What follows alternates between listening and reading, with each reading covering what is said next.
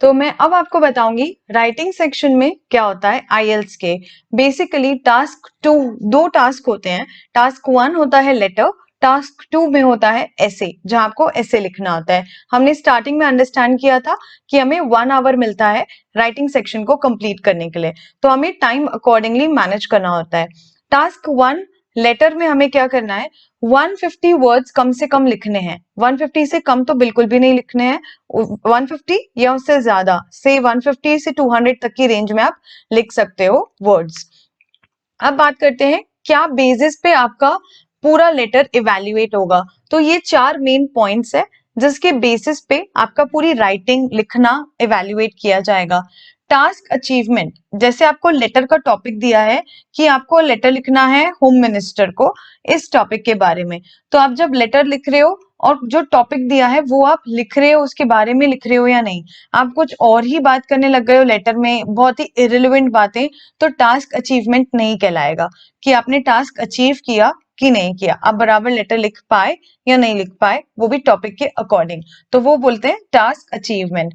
अब कोहेरेंस और cohesion, second point. Coherence यानी आपका जो आइडिया है, जो लेटर में आप बोलना चाह रहे हो, वो आपने लॉजिकली लिखा है कि बस लिखने के लिए लिख दिया है, जो दिमाग में आ रहा है बस वो लिख दिया है, तो ये कोहेरेंस चेक किया जाता है कि लॉजिकली लिखा है कि नहीं। कोहेजन यानी रिलेवेंट चीज लिखी है कि नहीं, रिलेवेंट यानी रिलेटेड और इंपॉर्टेंट, जस्ट कुछ भी तो नहीं लिख दिया गया है। तो कोहेरेंस और कोहेजन चेक करते हैं कि रिलेटेड है और लॉजिकल है कि नहीं है। लेक्सिकल रिसोर्स, लेक्सिकल रिसोर्स यानी आपने वोकैबुलरी कैसे यूज की है। जैसे आप अगर एक सेंटेंस में एक बार यूज कर रहे हो will be paid to the government, so आपने लिखा है विल बी पेड। अब आपको नेक्स्ट टाइम अगर जब आप पेड वर्ड यूज करना चाह रहे हो अपने लेटर में, तब आपको पेड के जगह उसका सिनोनिम यूज करना है, आपको अलग वोकैबुलरी यूज करनी है हर बार, सेम सेम वोकैबुलरी नहीं यूज करनी है पूरे पैसेज में। ये आपको बहुत ज्यादा ध्यान रखना है। अगर इन चीजों का आप ध्यान नहीं रखोगे तो आपका स्कोर बैंड एकदम कम हो जाएगा अकॉर्डिंगली। तो आपको ये सारी चीजों का, छोटी छोटी चीजों का ध्यान रखना है। देन आपका ग्रामर कैसा है, एक्यूरेसी है कि नहीं है, ग्रामर करेक्ट है कि नहीं है, तो ये आपको ध्यान से लिखना है। इसके लिए आपको ग्रामर की बैकग्राउंड प्रेजेंटेशन बहुत अच्छी रखनी है, इसलिए हमने पहले मॉड्यूल 1 और 2 में ग्रामर हमारा स्ट्रॉन्ग किया है। तो ग्रामर बहुत करेक्ट होना चाहिए आपका, बहुत ही माइनर मिस्टेक्स हुए तो चलेगा, पर बहुत ज्यादा ग्रामेटिकल एरर्स नहीं होने चाहिए। ठीक है, ये तो हुई टास्क 1 की बात। अब टास्क 2 में आपको क्या करना है, ऐसे लिखना है। कितने वर्ड्स का, 250 वर्ड्स का, कम से कम 250 वर्ड्स होने चाहिए, 250 टू 300 वर्ड्स आप लिख सकते हो। अब किस बेसिस पे इवैल्यूएट किया जाएगा, आपके आइडियाज और व्यू पॉइंट्स, कि आप कैसे आइडियाज दे रहे हो, कैसे ओपिनियंस दे रहे हो, कैसे व्यू पॉइंट्स दे रहे हो, इस बेसिस पे आपका राइटिंग इवैल्यूएट किया जाएगा। देन आता है टास्क रिस्पॉन्स, कि आपने जो टॉपिक बोला गया है, जिस टॉपिक पे आपको ऐसे लिखने के लिए कहा गया है, आप बराबर वो रिस्पॉन्ड कर पाए हो या नहीं कर पाए हो, वो मैसेज दे पाए हो या नहीं दे पाए हो। आप ऐसे में प्रोवर्ब्स और इडियम्स, फ्रेजेस का यूज कर सकते हो, इसलिए हमने वो भी चीज सीखी है ताकि आप आपके राइटिंग में उसका यूसेज करें। देन आता है कोहेरेंस और कोहेजन, सेम लॉजिकल होना चाहिए और रिलेवेंट होना चाहिए। Lexical resource again same, vocabulary अलग यूज करनी है, सेम वर्ड्स बार बार नहीं यूज करने हैं।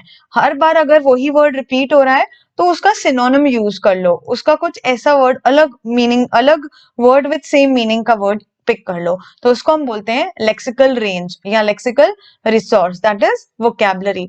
Grammar and accuracy remains the same, कि आपका ग्रामर कितना करेक्ट है। अब यहाँ पे आपको दो चीजें ध्यान देनी है।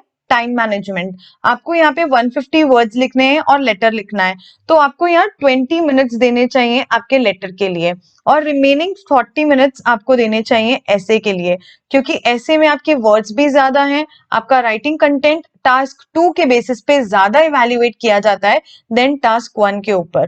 टास्क 1 जनरली बहुत इजी होता है, तो आपको 20 मिनट के अंदर आपको कंप्लीट कर देना है ग्रामर चेक करके, विद इन 40 मिनट्स आपको ऐसे कंप्लीट करना है।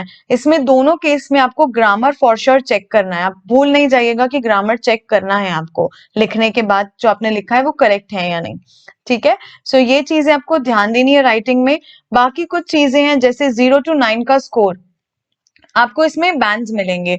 अगर आपने ये चारों चीजें जो वो आपसे पूछ रहे हैं, जिसके बेसिस पे वो आपके राइटिंग को इवैल्यूएट कर रहे हैं, आपने वो चीज अचीव की है, जितने लेवल पे अचीव की है उसके बेसिस पे आपके बैंड्स आपको मिलेंगे। तो ये आपको राइटिंग प्रैक्टिस करनी है। तो और ये जो स्कोर की डिटेलिंग्स हैं, इसकी लिस्ट मैंने आपके नोट्स में पुट की है, आप उसको देखिएगा कि क्या एग्जैक्टली वो एक्सपेक्ट कर रहे हैं हर एक स्कोर के सामने।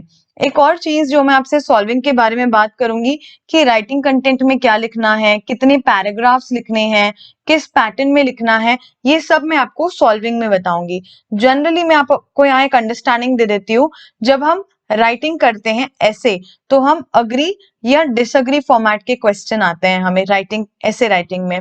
तो अगर आप कोई टॉपिक जो दिया है उससे पूरा अग्री करते हो, तो आपके 3 पैराग्राफ्स होंगे जिसमें आप अग्री कर रहे हो, एक कंक्लूडिंग पैराग्राफ होगा, एक इंट्रोडक्टरी पैराग्राफ होगा।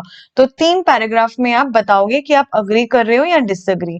अब अगर आप टॉपिक पे पार्शियली अग्री करते हो, थोड़ा अग्री करते हो, थोड़ा डिसअग्री करते हो, तो अगर ज्यादा अग्री करते हो तो 2 पैराग्राफ अग्री के ऊपर हो जाएंगे और एक डिसअग्री के ऊपर, और एल्स अगर ज्यादा डिसअग्री करते हो तो डिसअग्री और अग्री, अकॉर्डिंगली आपको वो बैलेंस करना है। ये मैं आपको और डिटेल में जब हम सॉल्व करेंगे तब मैं आपको एक्सप्लेन करूंगी कि कैसे ऐसे पैटर्न को सॉल्व किया जाता है, टास्क 1 और टास्क 2 को। ठीक है, तो मैं आपसे मिलूंगी अब नेक्स्ट वीडियो में। Thank you.